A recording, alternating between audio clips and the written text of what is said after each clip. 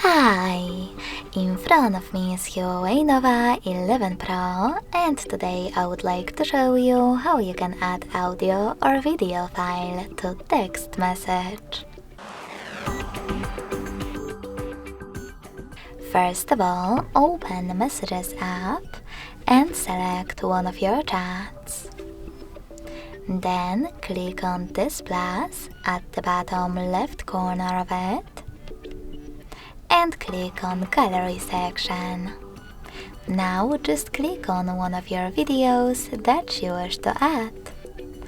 In order to add an audio file though, click on More at the bottom right corner and select Audio section instead. Now tap on one of your sounds that you wish to add, in my case this one, and select this icon with a check mark at the top right corner. So when I do that, as you can see, my audio file was successfully added to text message. Thanks so much for watching. If you enjoyed this video, don't forget to leave a like, comment and subscribe.